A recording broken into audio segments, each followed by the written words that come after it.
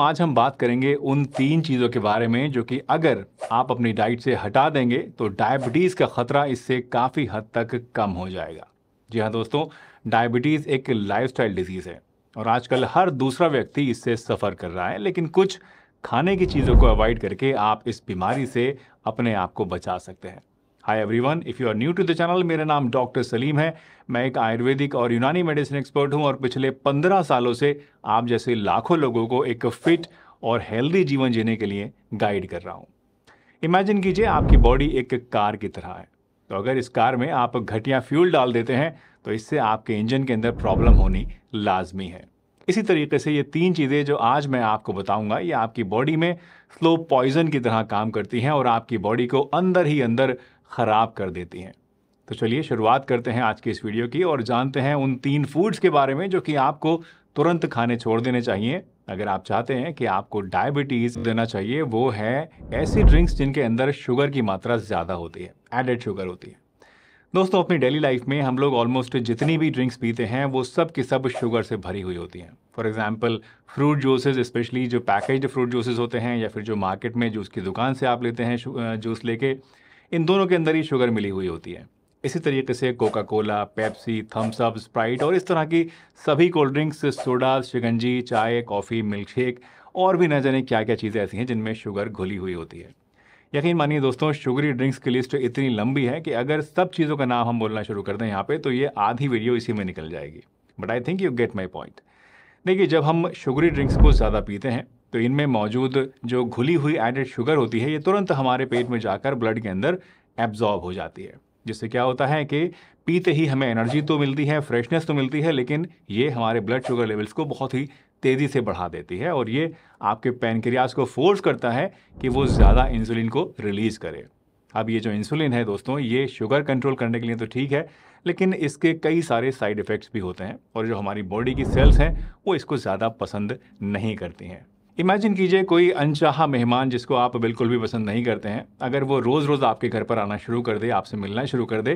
तो शुरू शुरू में तो शायद आप बर्दाश्त कर जाएंगे, लेकिन कुछ टाइम के बाद आप या तो बहाना बनाकर किसी से कहलवा देंगे कि भाई मैं घर पे नहीं हूँ, या फिर आप उसको घर के अंदर घुसने ही नहीं देंगे।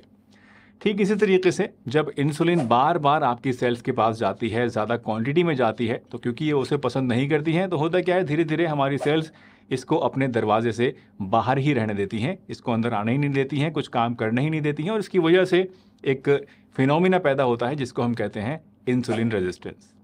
इंसुलिन रेजिस्टेंस का मतलब ये है कि इंसुलिन का ब्लड में जो क्वांटिटी है वो तो बहुत ज़्यादा है, लेकिन इसका सेल्स के ऊपर कोई असर नहीं हो रहा है और इसकी वजह से शुगर जैसी की तैसी ब्लड के अंदर पड़ी रहती है, कम नहीं हो पाती है और ये डायरेक्टली आपको टाइप 2 डायबिटीज़ की तरफ ले जाता है। साइंस भी कहती है कि जो लोग हर रोज़ शुगरी ड्रिंक्स कंज्यूम करते हैं उनमें डायबिटीज़ का रिस्क 26% तक ज़्यादा होता है। तो इस तरह की ड्रिंक्स को छोड़ना आपको एक छोटी सी चेंज तो ज़रूर लग सकती है, मामूली चीज़ लग सकती है, लेकिन इसका इम्पैक्ट बहुत ही बड़ा होता है। ये बेवरेजेस आपको न सिर्फ डायबिटीज़ का शिकार बनाती हैं बल्कि ओबेसिटी यानी मोटापे की तरफ भी ले जाती हैं, जो कि खुद अपने आप में डायबिटीज़ का एक बहुत बड़ा रिस्क फैक्टर है। अब सवाल ये भी आता है दोस्तों कि ठीक है, ये बेवरेजेस नहीं पीनी है, लेकिन इसके बदले हमें क्या पीना चाहिए? तो इसका जवाब बहुत ही सिंपल है। सबसे पहले तो आप पानी को अपना बेस्ट फ्रेंड बनाइए, क्योंकि पानी दुनिया की बेस्ट ड्रिंक है। इसके अलावा बिना चीनी की चाय, ग्रीन टी या फिर घर का निकला हुआ फ्रेश फ्रूट जूस या वेजिटेबल जूस जो कि आपने जूसर में ना निकाला हो बल्कि ब्लेंडर के अंदर बनाया हो, जिसके अंदर फाइबर भी हो, तो ये आपके लिए बढ़िया ऑप्शंस हैं। चलिए दोस्तों, आगे बढ़ते हैं दूसरे फूड की तरफ, लेकिन उससे पहले एक बहुत ही इंपॉर्टेंट सूचना आपके लिए, और ये कि अगर आपको वीडियो पसंद आए तो लाइक ज़रूर करके जाइएगा। चैनल पर नए हो तो सब्सक्राइब करके जाइएगा ताकि आगे भी इस तरह की वीडियोस देखने को मिलती रहें, और अगर मन में कोई सवाल हो तो कमेंट में ज़रूर पूछिएगा। इसी तरह की और भी नई नई इन्फॉर्मेशंस, मीम्स, फन फैक्ट्स या जानकारियाँ अपने मोबाइल फ़ोन के ऊपर रोज़ाना पाने के लिए अगर आप चाहें तो हमारा एक व्हाट्सएप चैनल भी है जिसको आप ज्वाइन कर सकते हैं। ये फ्री ऑफ कॉस्ट है। इसके अंदर हम रोज़ाना आपको नई नई जानकारियाँ सेंड करते हैं, जिसका लिंक अगर आप चाहते हैं तो नीचे डिस्क्रिप्शन में देख सकते हैं और वहाँ से हमारे व्हाट्सएप चैनल को आप ज्वाइन कर सकते हैं। नहीं तो इस QR कोड को स्कैन कर लीजिएगा, यहाँ से भी आपको वो ज्वाइन हो जाएगा। साथ ही हम लोग इंस्टाग्राम के ऊपर और एक्स के ऊपर भी एक्टिव हैं, तो अगर आप चाहें तो इन दोनों माध्यमों से भी हमसे कनेक्ट कर सकते हैं। अब चलिए बात करते हैं दूसरे फूड ग्रुप की दोस्तों, जो कि आपको अवॉइड करना है, और वो है ऐसे फूड्स जो कि रिफाइंड कार्बोहाइड्रेट से बनाए जाते हैं। ये सारे के सारे फूड्स दरअसल मीठे तो नहीं होते हैं खाने में, लेकिन ये अनाज को इतना ज़्यादा रिफाइन करके बनाए जाते हैं जिससे कि उनका नेचुरल फाइबर, विटामिन्स और मिनरल्स सब के सब चीज़ें ख़त्म हो जाती हैं। जैसे कि वाइट ब्रेड को आप ले लीजिए, पास्ता, मैगी, बिस्किट्स और भी ऐसी बहुत सारी चीज़ें हैं जो कि रेडी टू ईट होती हैं, रेडी टू कुक होती हैं, या खूबसूरत पैकेजिंग में बाज़ार में मिलती हैं, या फैक्ट्री के अंदर बनी हुई होती हैं। ये सब की सब रिफाइंड कार्बोहाइड्रेट से ही बनाई जाती हैं।